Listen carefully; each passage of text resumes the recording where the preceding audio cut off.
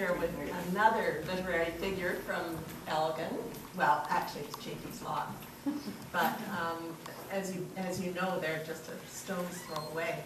And it does raise the question of how come all these brains happened in such a small order. This is Don Warren. Many of you will know Don.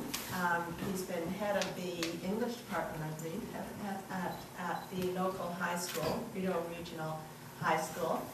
Don has written a truly wonderful book that mine is, it's only out a few weeks, isn't it? Yes. And mine's totally dog-eared because everyone in my family, there's been 8 of us, I think, have read it. So, it's called The House on the Hill, Recollections of a Rideau Canal Lockmaster's Son. Don, I want you to take it from here and just tell a couple of the stories. Well, it's certainly pleasant to be here with an old friend. Yeah. The Coon girls from over at the next block were really attractive in those good old days before the war. Now, this was the youngest, I think, if I remember correctly. But there were a lot of us. There were a lot of us. He calls us, can I just tell him Yes, what sure. you call us? Blonde-haired beauties. They were.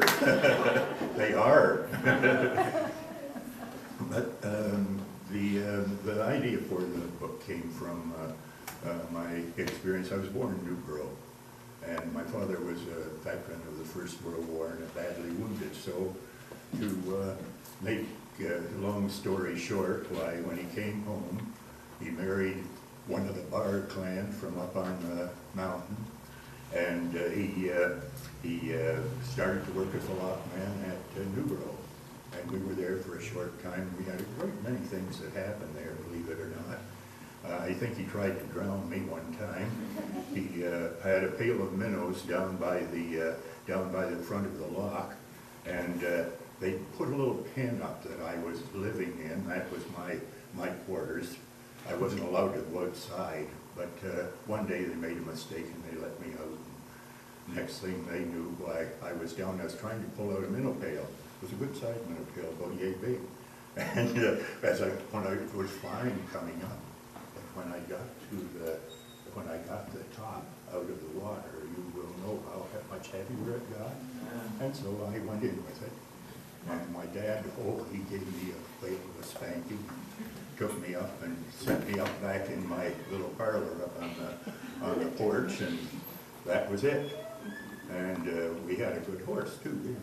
We had all the things that people have in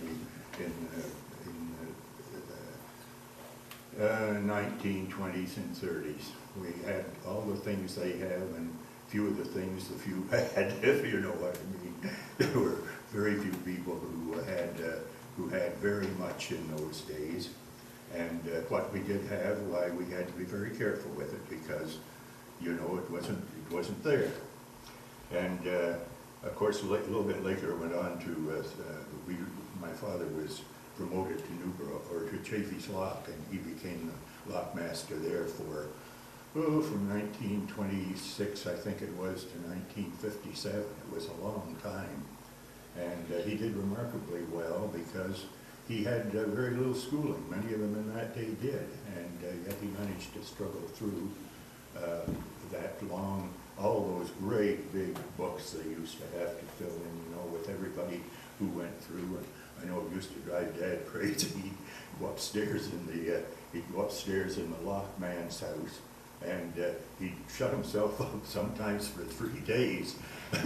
Later on, when I became a teacher, we had pretty well the same thing back in the mid-1920s, or mid-1930s. Mid-1920s, I'm sorry, that's where I should have been. And we had all kinds of duties to do that people today haven't had to do. We had a cow, we had a horse, we had chickens, we had pigs. Oh boy, it was great, as a kid. And we always looked forward to the pig we'd because the pig had a good tough skin. We used to make football out of it. So but to get back to the rest of this, why I started. I finished elementary school at Chafee's Loft, and I went out to Elgin Continuation School.